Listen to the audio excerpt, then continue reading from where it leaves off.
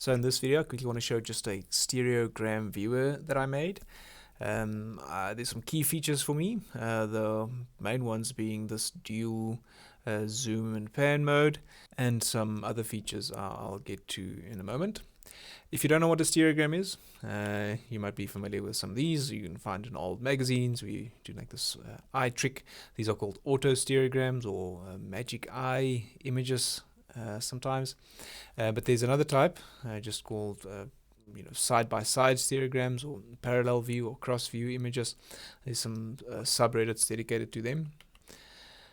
You can check out also stereosite.com on a tutorial for how to, with a little bit of practice, get those images lined up.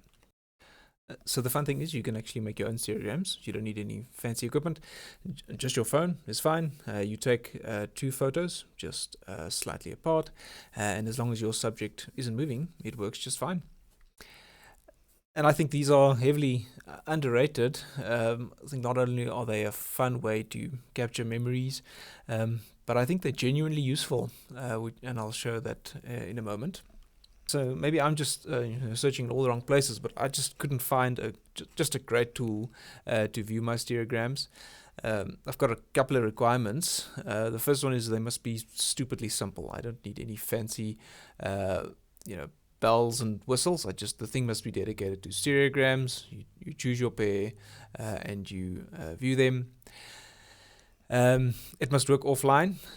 I don't need. Sometimes I'm not close to internet.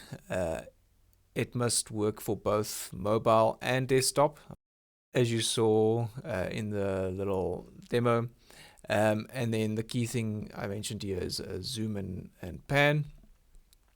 And it must be completely free, open source, no paywalls, no ads. So as you guessed, I couldn't find anything that fits this bill, so I made this little one. So just the basic features is that you can tune the size here.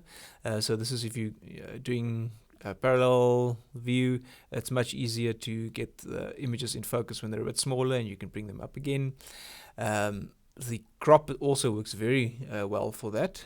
So this brings the centers of the two images much closer together, which means you can actually have the image nice and large without straining your eyes. And then there's also this offset feature. So this is thanks here to Craigiest on Reddit that suggested it. So let me show an example here. I took these two images and they are slightly misaligned. I don't think I even intended this to be used as a stereogram, but especially the Y offset is quite important for a parallel cross view. But let's say I want to focus specifically on this PC board over here. I can do a slight offset, let's say like that, and then do a cross view to zoom in, and you can see those details come out very nicely there. We can bring the Y offset up a little bit more. And so this brings me to the point why I think these stereograms are super useful. Often with electronics projects, I take documenting photos so I can later just refresh what I was busy with. This maybe is not the best example because the wires are actually in this case nicely colored, so it's quite straightforward to see where they are tracking. But if you have maybe wires of all the same color, seeing them in 3D makes it much easier to view it like that. And then the other feature here is that you can actually just export this a snapshot of the stereo in this state, and you can send it to one or just add it to wherever. I'll show you another example. Here we have wires that are of all the same. Let me just do that. Of all the same color. Makes it much easier to track if you view this in parallel view mode. I think it is currently. Yes. Makes it much easier to track where the wires are going.